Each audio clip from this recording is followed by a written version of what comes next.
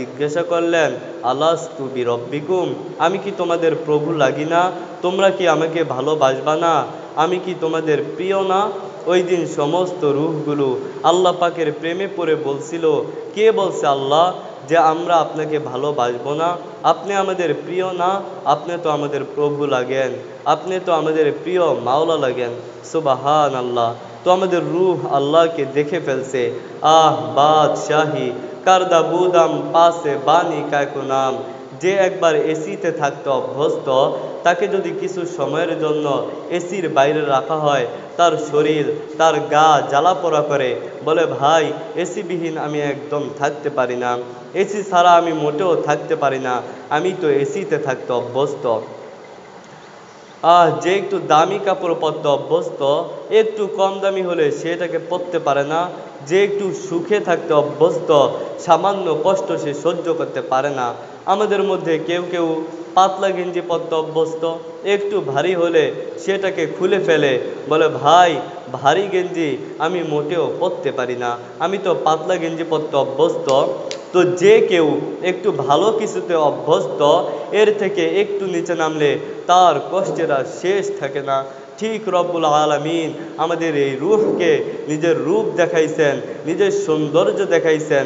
এই জিনিস দেখানোর পর এই পৃথিবীতে এই রূহকে যাই দেই, রূহ বলে আমার ভাল লাগে না, আমার কেবল আল্লাহকেই ভালো লাগে। সুবহান আল্লাহ। একবার এই রূহ এত উন্নত রুচির হয়ে গেছে, এজন্য রব্বুল আলামিন আমাদের দেহ বানাইলেন, এই দেহের জন্য খাদ্য খোরাকের ব্যবস্থা করলেন। সে তো দুনিয়ায় উৎপাদিত ফসল। আল্লাহ পাক জানেন এই রূহকে ভাত দিলে, তরকারি দিলে এই রূহ খুশি না, এই রূহ খুশি আমি আল্লাহর জিকির দিলে, রূহ খুশি কোরআনে পাকের তেলাওয়াত দিলে, রূহ খুশি কোরআন অনুযায়ী আমল করলে, রূহ খুশি দোয়া মোনাজাত করলে, রূহ আত্মা খুশি রসুল্লাহ সাল্লাল্লাহু আলাইহি ওয়াসাল্লামের সুন্নতের উপরে আমল করলে। আমরা যদি দেখি তাহলে আমরা দেখব আমাদের রূহের জন্মের পরে এই রূহ সর্বপ্রথম কি পাইছে? আল্লাহকে পাইছে। এরপর আল্লাহ পাক আমাদেরকে দুনিয়ায় পাঠালেন, আমাদের দেহের সাথে রূহ দিয়া দিলেন। আমরা দুনিয়ায় আসার পর রব্বুল আলামিন বললেন, দেহ আর রূহ একত্রিত হয়ে গেছে, এবার পুরাটাকে আমি আল্লাহর কথা শুনায়া দাও। ডান কানে আজান, বাম কানে একামত, আল্লাহু আকবার, আল্লাহু আকবার। সেই যে রূহের জগৎ থেকে আল্লাহকে দেখে আসতো না, সেখানে কিন্তু আল্লাহ পাক ব্যতীত আর কিচ্ছু ছিল না।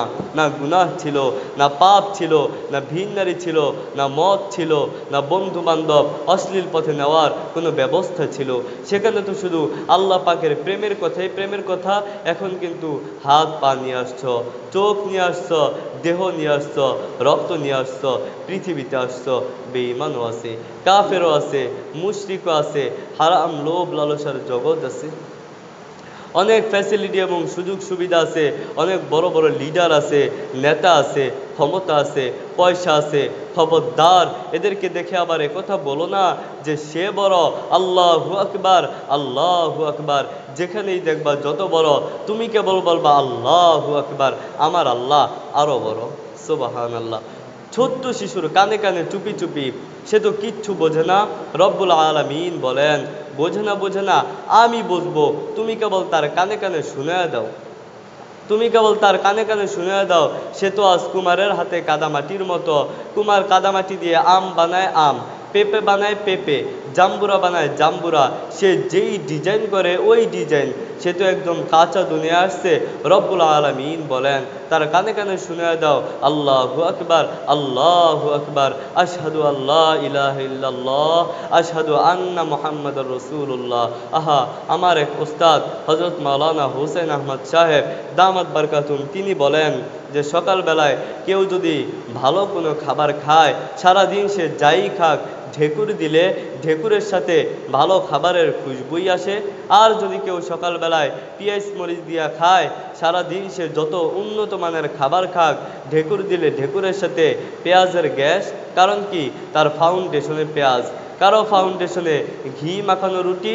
রব্বুল আলামিন বলেন, দুনিয়ায় তো হাজারো পরিস্থিতি আসবে, একদম ফাউন্ডেশনে আমি আল্লাহ যে একবার আমার রূপ দেখায় দিছিলাম, এখন দুনিয়াতে আসছে, তাকে আমি আল্লাহর কথা শুনায় দাও এবং শুনায় দাও আমার নবী, আমার ভীষণ পেয়ারা নবী হজরত মুহাম্মদ রসুল্লাহ সাল্লাল্লাহু আলাইহি ওয়াসাল্লামের পয়গাম, যাতে দুনিয়ার কোনো বেটার সামনে, কোনো ক্ষমতার সামনে, কোনো এমপির সামনে, মন্ত্রীর সামনে, প্রেসিডেন্টের সামনে মাথা নত করতে না হয়। মুয়াজ্জিনের ক্ষমতা কত জানো? মুয়াজ্জিন রাজপ্রাসাদের সামনে, গণভবনের সামনে মাথা উঁচু করে বলেন আল্লাহু আকবার, আল্লাহু আকবার। হে প্রেসিডেন্ট সাহেব, তুমি মনে করো তুমি বড়, আরে কান খুলে শুনে রাখো, আল্লাহু আকবার, আমার আল্লাহ তোমার থেকেও বড়। সুবহানাল্লাহ। কি ভাই, আল্লাহ বড় না? আল্লাহ বড়। আল্লাহ যত বড়, আল্লাহর কথাও তত বড়। আল্লাহ যত বড়, আল্লাহর সিদ্ধান্ত তত বড়। আল্লাহ বড়, আল্লাহর কথা বড়। আল্লাহ বড়, আল্লাহর সিদ্ধান্ত বড়। আরে তিনি তো রব্বুল আলামিন। সুবহানাল্লাহ। সমাজের সম্মানিত লোক আমাদের মন্ত্রী সাহেব, চেয়ার কি সবচেয়ে ছোটটা তার? না, তিনি যদি সত্যিই সম্মানিত হন তাহলে উপস্থিত সম্মানিত চেয়ারটাও তার। একজন বলে আজকের প্রধান অতিথি বসছে কোথায়? সালাদ চটে? না, প্রধান অতিথি তার চেয়ার দেখলে, তার ভাব দেখলে, তার অবস্থা দেখলেই বোঝা যাবে আজকে তিনি প্রধান অতিথি। আমার ভাইয়েরা, হজরত রসুল পাক সাল্লাল্লাহু আলাইহি ওয়াসাল্লাম হিজরত করে মক্কা থেকে মদিনায় আসছেন। মদিনার লোকেরা যারা আগের থেকে চিনেন না, তারা হজরত আবু বকরকে একটু স্বাস্থ্যমাস্ত ভালো, তো হজরত আবু বকরকে ভাবলেন তিনি নবী। সকলেই দৌড়ে এসে আবু বকরের সাথে সালাম কালাম। আবু বকর জোর দিয়ে বললেন ভাই আমি নবী না, ইনি নবী। আরে মুশকিল, কজনকে এরকম বলবেন? কি বুদ্ধি! গায়ে চাদর ছিল, চাদরটা কইলা রসুলের মাথার উপরে ধরছে। এখন কি কারো বসতে বাকি আছে? কে রসুল আর কে খাদেম, কে গোলাম? এইবার দেখ বেটা, কে নবী আর কে খাদেম। দেখলে বোঝো না আমি খাদেম, আমি গোলাম? দেখলেই তো বোঝা যায় কে বড়।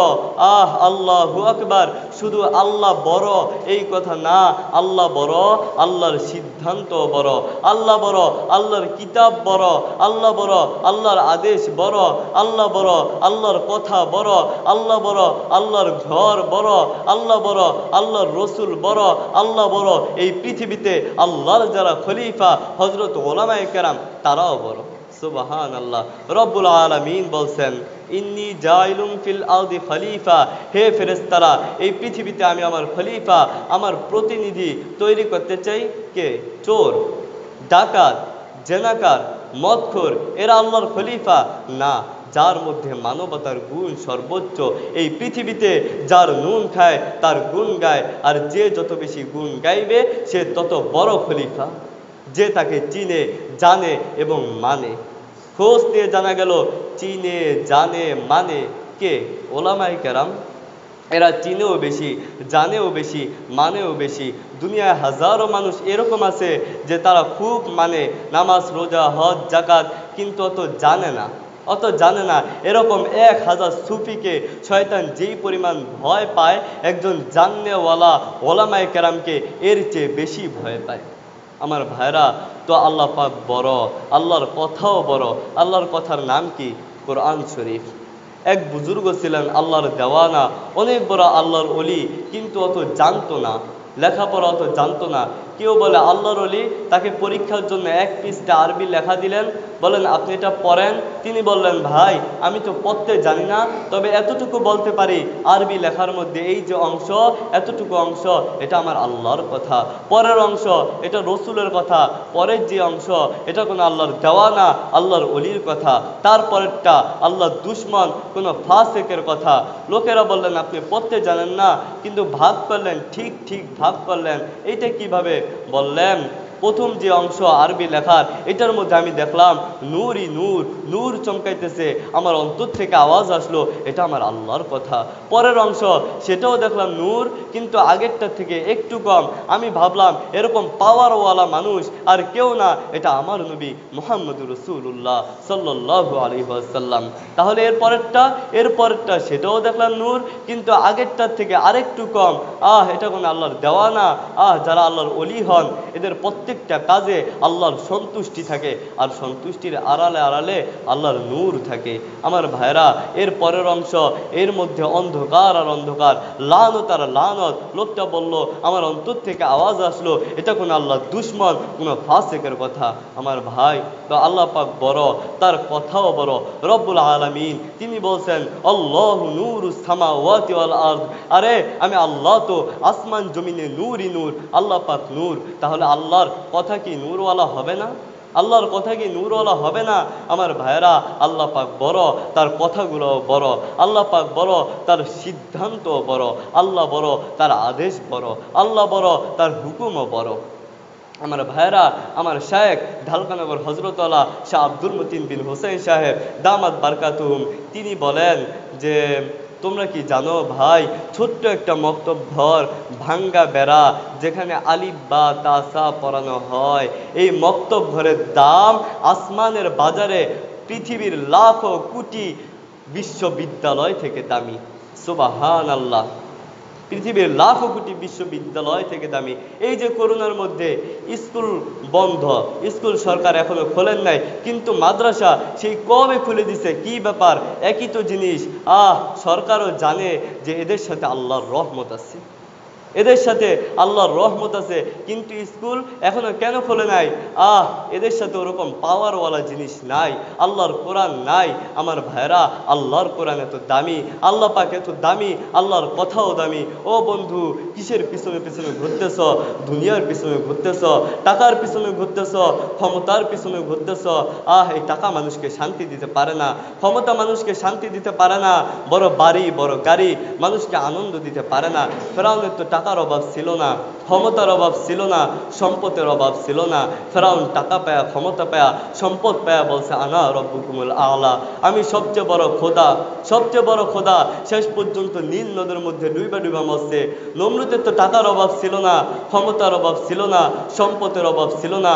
নমরুদ টাকা পয়সা ক্ষমতা পায়া বলছে, আনা রব্বুকুমুল আলা, আমি সবচেয়ে বড় খোদা। শেষ পর্যন্ত জুতার বাড়ি খেয়া তারপরে দুনিয়ার জমিন থেকে গেছে। সাদ্দাতের টাকার অভাব ছিল না, ক্ষমতার অভাব ছিল না, সম্পদের অভাব ছিল না। সাদ্দাত টাকা পায়া, ক্ষমতা পায়া, সম্পদ পায়া তারপরে বলছে যে আমি আসমানের মালিকের জান্নাতে যাব না। সাদ্দাত নিজের জান্নাত নিজেই তৈরি করছে। যখন জান্নাতের মধ্যে ঢুকবে তো মালাকুল মউত আজরাইল আইসা উপস্থিত হয়ে গেছে। আমার ভাইরা, এই জন্য এই টাকা ক্ষমতা পয়সা কাউকে শান্তি দিতে পারে না। শান্তি যদি থাকে আল্লাহর সিজদার মধ্যে আছে, শান্তি যদি থাকে নামাজের মধ্যে আছে, শান্তি যদি থাকে জিকিরের মধ্যে আছে। আমার ভাইরা, হজরত ইব্রাহিম ইবনে আদহাম রহমতুল্লাহ টাকার অভাব ছিল না, ক্ষমতার অভাব ছিল না। টাকা পয়সা ক্ষমতা রাজত্ব ছাইরা 40 বছর আল্লাহর প্রেমে নেশা পরে জঙ্গলে কাটায় দিছে। আল্লাহ পাক তাকে জামানার শ্রেষ্ঠ বড় ওলি বানায় দিছে। আমার ভাইরা, সে টাকা দেখে নাই, ক্ষমতা দেখে নাই, সে কেবল আল্লাহকেই দেখছে, আল্লাহকেই চাইছে। আমার ভাই, এক বুজুর্গ বলেন যে তোমার দুনিয়ায় টাকা আছে, ক্ষমতা আছে, পয়সা আছে, সম্পদ আছে, সব আছে, কিন্তু আল্লাহ নাই। দোস্ত, তোমার কিছুই নাই। আর এই দুনিয়ায় তোমার টাকা নাই, পয়সা নাই, ক্ষমতা নাই, আল্লাহ আছে তো তোমার সব আছে। আল্লাহ আছে, তোমার সব আছে। বন্ধু, এখনো গুনাহ করতেছ, এখনো গুনার পিছনে পিছনে ছুটতেছ, দুনিয়ার পিছনে পিছনে ছুটতেছ। যখন গুনাহ করো, তুমি কি চিন্তা করতে পারো না? তুমি কি মনে মনে ভাবতে পারো না যে আমার আল্লাহ আমার দিকে তাকায় আছে? আমার আল্লাহ আমার দিকে তাকায় আছে। রব্বুল আলামিন বলেন, আলাম ইয়ালাম বিআন্নাল্লাহা ইয়ারা, সে কি জানে না তার মালিক, তার রব তার দিকে তাকায় রয়েছে? আমার ভাই, আল্লাহ পাক আমাদের দিকে সরাসরি তাকায় রয়েছে, সরাসরি তাকায় রয়েছে। গাফলতির তাকানো আল্লাহ তাকান নেই। আমরা তো অনেক সময় গাফলতির তাকানো তাকায় থাকি, তাকায় আছি একদিকে, সামনে দিয়ে কে আসলো কে গেল কোনো খবরই নাই। আল্লাহ পাকও কি আমাদের দিকে এরকম গাফলতির তাকানো তাকায় রয়েছে? না, আল্লাহ পাক গাফলতির তাকানো তাকান নাই। রব্বুল আলামিন বলেন, ইন্না রব্বাকা লাবিল মিরসাদ। মিরসাদ ওই অবস্থাকে বলে যে শিকারী যখন শিকার করতে যায় তখন ধীরে ধীরে পা ফেলে, আস্তে আস্তে পা ফেলে, নিঃশ্বাস আস্তে আস্তে নেয়। হঠাৎ মুখ্যম সময় পেলেই তীর ছড়ে তীর ছড়ে আমার ভাইরা আল্লাহ পাক বলেন ইন্না রব্বাকা লাবিল মিরসাদ, হে নবী আপনার রব কিন্তু গাফলতি তাকান নাই, আপনার রব সরাসরি তাকায় রয়েছে। যখন যখন সময় হবে খপ করে আপনার বান্দাকে ধরতে পারে, আল্লাহ পাক আমাদের দিকে তাকায় রয়েছে। বন্ধু কোথায় যায় গুনাহ করবা, কোথায় যায় গুনাহ করবা, যাও এরকম জায়গায় যায় গুনাহ করো, আমি রায়হান অনুমোদন দিয়ে দিলাম। গুনাহ করো এমন জায়গায় যায় গুনাহ করো যেখানে আল্লাহ পাক দেখেন না। আমার ভাই, আমার দাদা শায়েখ শাহ হাকিম মোহাম্মদ আক্তার সাহেব রহমতুল্লাহ তিনি বলেন জু করতা হয় তু জুবকে হলে যাহা সে কুই দেখতা হে তুঝে আসে মাসে, যতই তুমি গোপন ঘরে করছো জহর পান, আকাশ থেকে দেখছে তোমায় সর্বশক্তিমান। আল্লাহ পাক সব দেখেন, আল্লাহ পাক সব জানেন। আমার ভাইরা আল্লাহ পাক সব দেখেন এবং জানেন। এজন্য বন্ধু হাতে ধরি পায়ে ধরি আর গুনাহ করো না। আল্লাহর দেওয়ানা হইয়া, আল্লাহর প্রিয় হইয়া, আল্লাহর ওলি হইয়া সবাই একসাথে আল্লাহর জান্নাতে যাব। আল্লাহর জান্নাতে আল্লাহকে ভালোবাসতে শিখো। কাউকে যদি ভালোবাসতে হয় তো আল্লাহকে বাসো। কারো চিঠি যদি লুকায় লুকায় পড়তে হয়, চুমো খাইতে হয় তো আল্লাহর চিঠি পড়ো, আল্লাহর চিঠি চুমো খাও। আল্লাহর চিঠির নাম হচ্ছে কোরআন শরীফ। কোরআন শরীফ, এই চিঠির মধ্যে শান্তি। আমার ভাইরা আল্লাহর দেওয়ানা হইয়া তারপরে আল্লাহর কবরে যাওয়া লাগবে। আল্লাহ পাক রব্বুল ইজ্জাত আমাদের সকলকে আল্লাহর জন্য কবুল করেন।